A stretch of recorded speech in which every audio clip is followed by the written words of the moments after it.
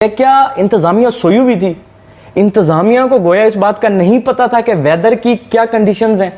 इब्राहिम रईसी साहब को हेलीकॉप्टर में बिठाया जाता है और हेलीकॉप्टर को वहाँ से लेके जाया जाता है कि हेलीकॉप्टर क्रैश हो गया और इब्राहिम रईसी साहब इस दुनिया से चल बसे हैं। यहाँ तक अगर नौबत आ गई है तो वो दिन दूर नहीं है जब इजराइल ईरान की न्यूक्लियर पावर के ऊपर हमला कर देगा और उसको तबाह कर देगा। ये एक सोची समझी साजिश थी कि इब्राहिम रईसी साहब को बुलवा के उनके साथ ये करवाना है।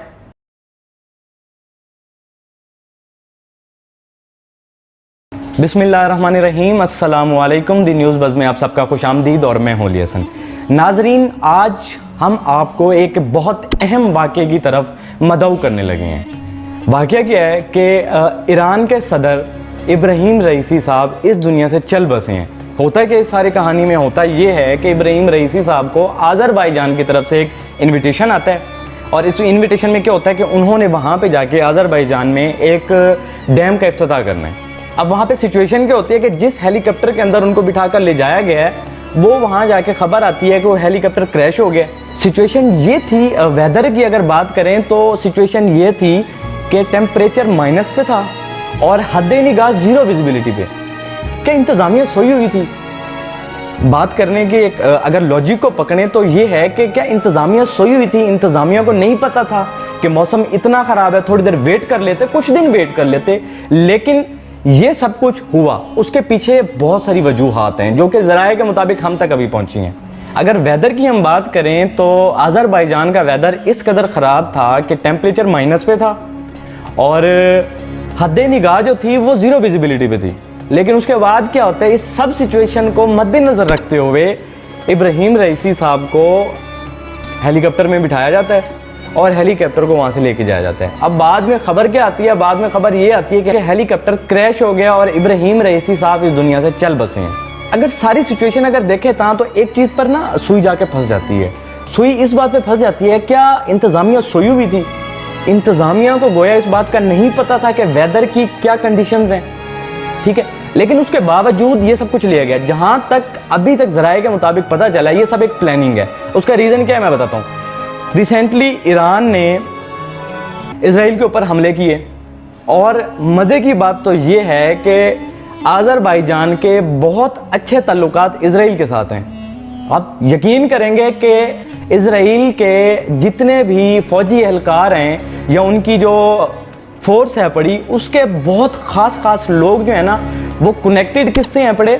आज़रबाईजान से कनेक्टेड हैं। इवन यहाँ तक कि आज़रबाईजान इजराइल को असला सप्लाई कर रहे हैं उनको। लेकिन उसके बावजूद इब्राहिम रईसी साहब को बुलाया जाता है और ये सारा मंजर यहाँ पर नज़ारा देखने को मिलता है।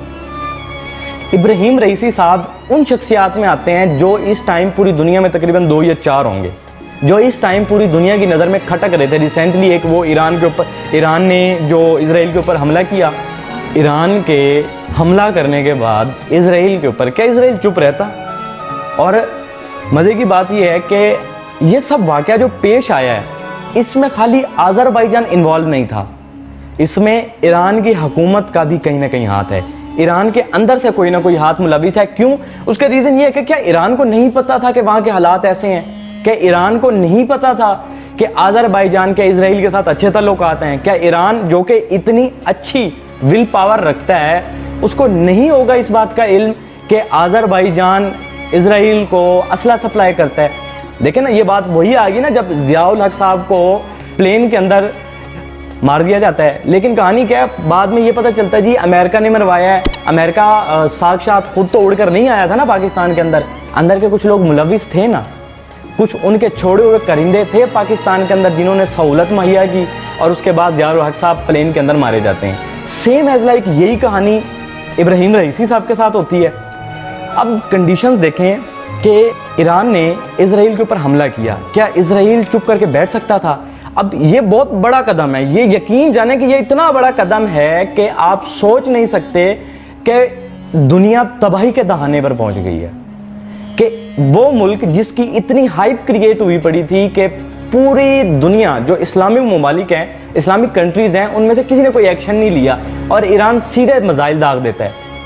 उसके अलावा आपको पता होगा कि ईरान की अमेरिका के साथ भी कुछ अच्छी नहीं बनती और वहीं पे आपने ये भी देखा होगा कि अमेरिका और इजराइल के अच्छे ताल्लुकात हैं, और उसके बाद ये पता चलता है कि आज़रबाईजान के और इजराइल के बहुत अच्छे ताल्लुकात हैं। क्या इस सब के बाद इब्राहिम रईसी साहब को वहाँ जाना चाहिए था?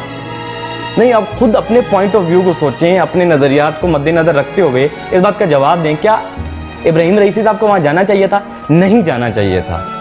एक आम से आम बंदे को भी अगर ये बात बता दी जाए, वो यही कहेगा कि इब्राहिम रईसी साहब को वहाँ नहीं जाना चाहिए था, लेकिन इब्राहिम रईसी साहब को वहाँ भेजा गया। सारा वाक़या पेश आ जाता है। लेकिन अगर आपने सोशल मीडिया के ऊपर वीडियोस देखी हो, नहीं तो मैं स्क्रीन के ऊपर ये वीडियोस चला देता हूँ बाकायदा, आप देख सकते हैं कि रेस्क्यू टीम इतनी देर से पहुंची है। देखें, अब यार बात सीधी सी है कि ये कोई गली मोहल्ले का बच्चा है नहीं। बात अगर देखें ना कि ये आप सारे वाक़े को समझें कि ये कोई गली मोहल्ले का बच्चा है जिसको आप इतनी ख़राब कंडीशन के अंदर लेकर जा रहे हैं। पीछे कहानी है ना, बहुत बड़ी कहानी है ना। अब समझ रहे हैं ना आप बात को कि रेस्क्यू टीम्स का बहुत लेट पहुंचना, और उसके अलावा यार देखें, ईरान का सदर है वो, और वो आपके मुल्क में आया हुआ है, उसको इस दौरे पर लेके जा रहे हैं, वो भी उस वक्त जब आपके मौसम की कंडीशन ही ठीक नहीं है।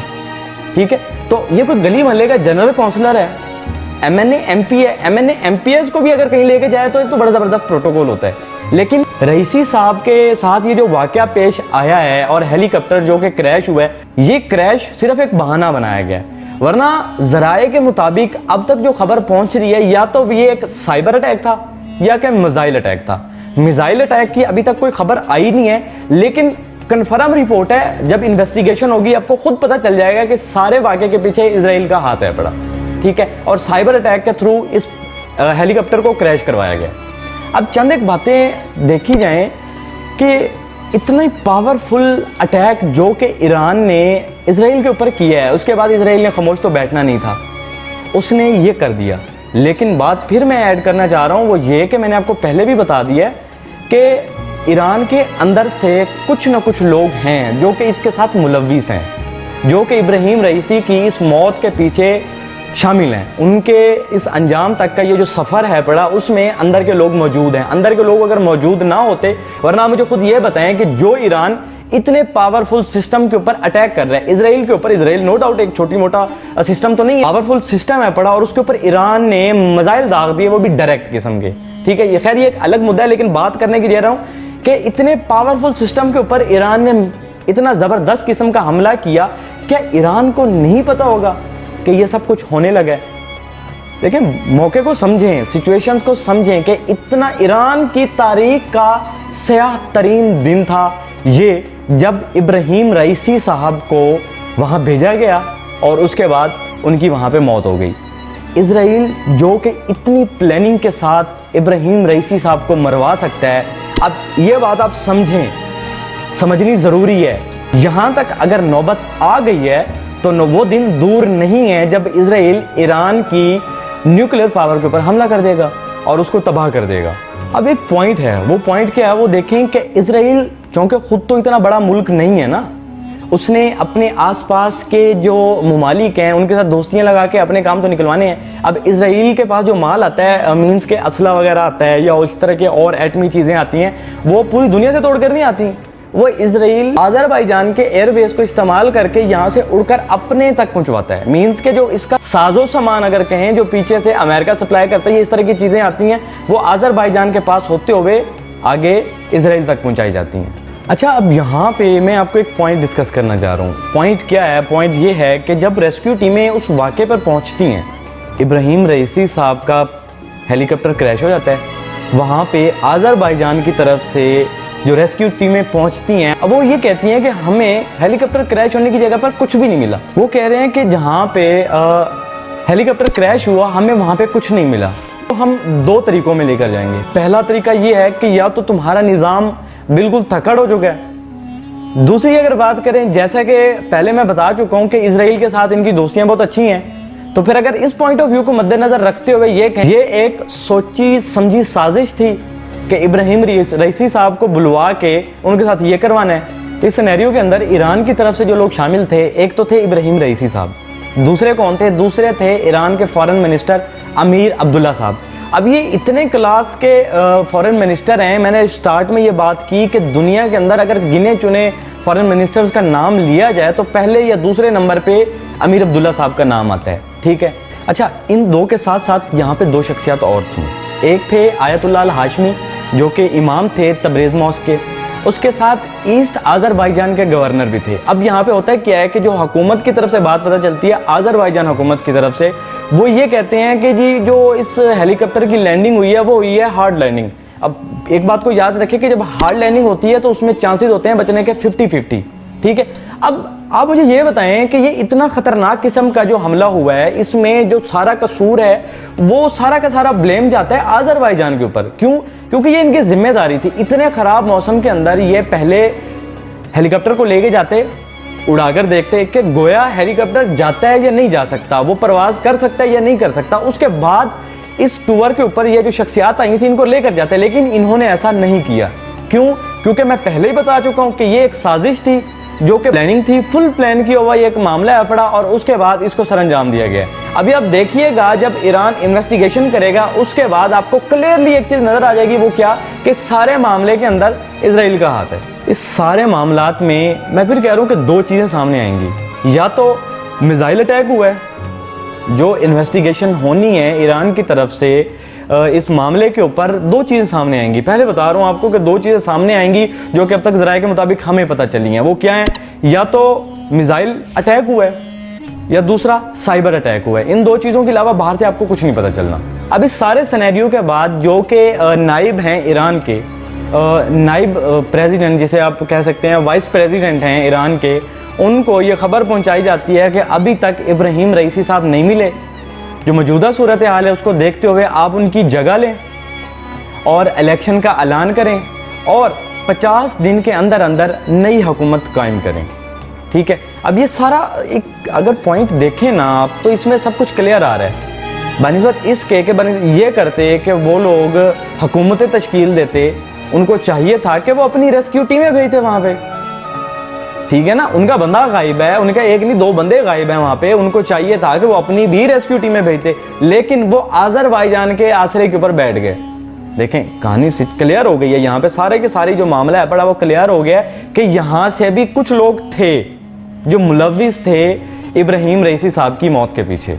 चंद एक चीज़ें हैं जो अगर आप सोचें कि सिर्फ ईरान के ही सदर को मदऊ करना था इस इन्विटेशन पे, किसी और मुल्क के सदर को आप नहीं लेके जा सकते थे? क्या ईरान आखिरी मुल्क बच गया था इस दुनिया के अंदर कि जी जिसको लेके आप लोगों ने वहाँ पे इफ्तिताह करवाना था डैम का? नहीं। लेकिन देखें ना सिचुएशन यहाँ पे क्लियर हो रही है। इस टाइम चाइना शॉक में है, उसके अलावा रूस शॉक में है। हम यहाँ पे क्लियरली देख सकते हैं दुनिया घिर गई है तीसरी जंग अजीम के अंदर, शुरू हो गई है। अब इस बात को छोड़ें कि तीसरी जंग अजीम होनी है, होगी, ख़त्म करें इस बात को। तीसरी जंग अजीम जारी हो चुकी है क्योंकि चाइना इस बात पे शौक में आ गया है। उसके अलावा रूस शौक में बैठा कि यार ये सब क्या हो गया है। लेकिन इब्राहिम रईसी साहब, अमीर अब्दुल्ला, देखें जानी मानी शख्सियत के बारे में बात हो रही है और जिनके ऊपर हमला हुआ है, इतना तबाहकुन हमला हुआ है कि चाइना और रूस जैसे ममालिक शौक में बैठे हैं कि यार ये क्या हो गया। इन्वेस्टिगेशन होगी मजीद, वही चीज़ें जिस तरह के मैंने आपको बताया कि क्या क्या प्रोसेस होने हैं और क्या क्या चीज़ें वाज़ेह होंगी, यही कुछ नज़र आने हैं। खैर हम हाजिर होंगे हमारी अगली वीडियो में, तब तक के लिए जज़ाकल्लाह, अल्लाह हाफिज़।